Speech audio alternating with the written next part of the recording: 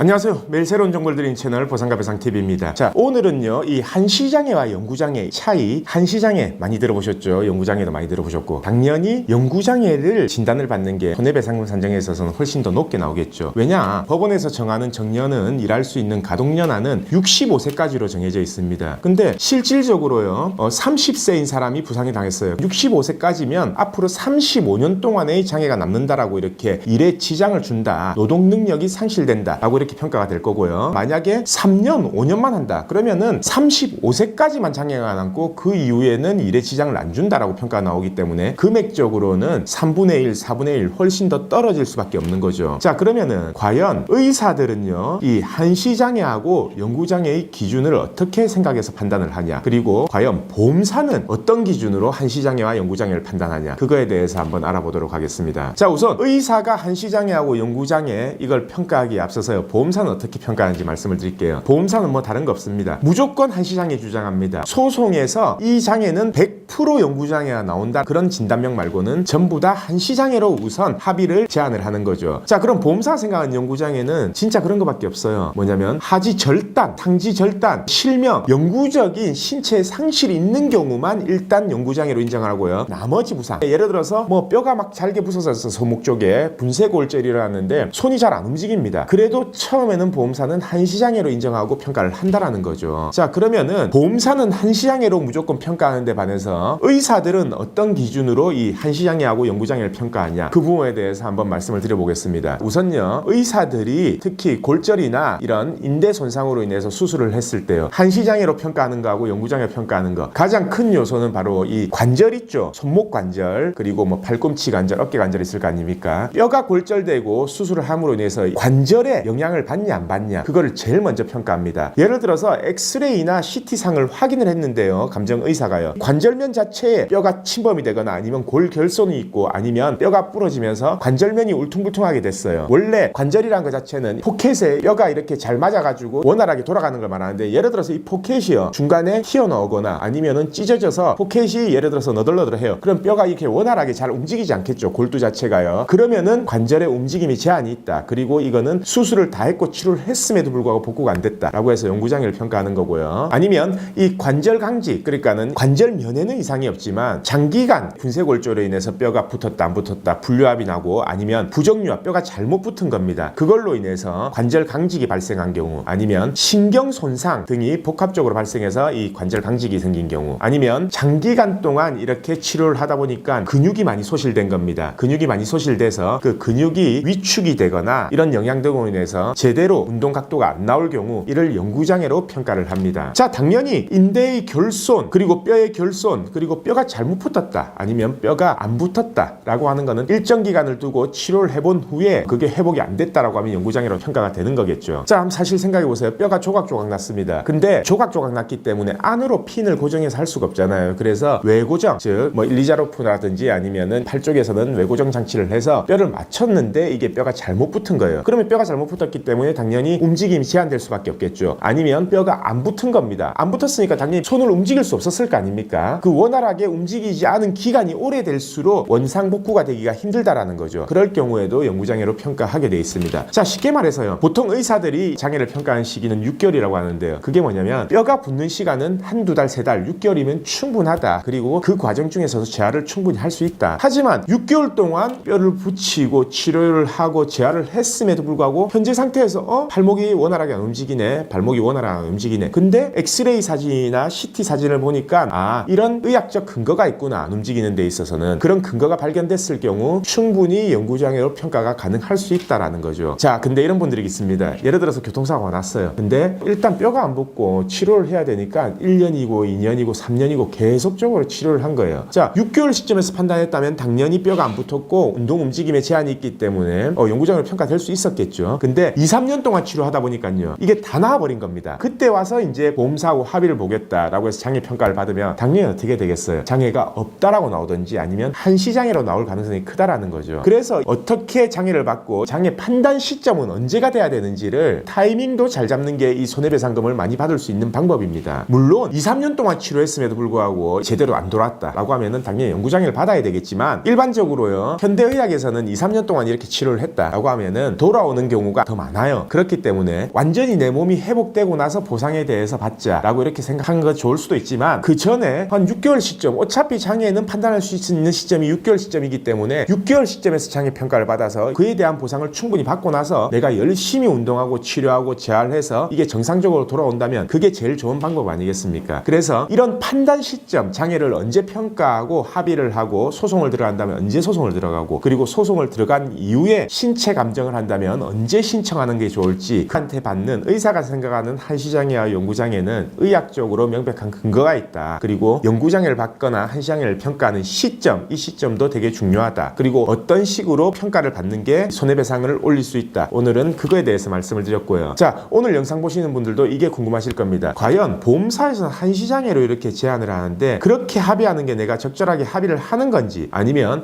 내가 영구장애를 받을 수 있는데도 불구하고 보험사에서 한시장애를 제시하는 거 아닐까, 이런 합리적인 의심은 충분히 해보셔야 된다라는 거죠. 그러기 위해서는요, 검색을 많이 해보시고 내 상태에 대해서 의사하고 상담을 많이 하시고요. 또 다른 이런 전문가, 변호사나 손해사장사들하고 상담을 통해서 내가 과연 어떻게 보상받는 게 가장 합리적인지를 꼭 알아보셔야 됩니다. 자, 그럼 오늘 방송은 여기까지 하고요. 내일도 새로운 주제를 가지고 오겠습니다. 오늘 방송 끝까지 봐주신 구독자분들 감사드립니다.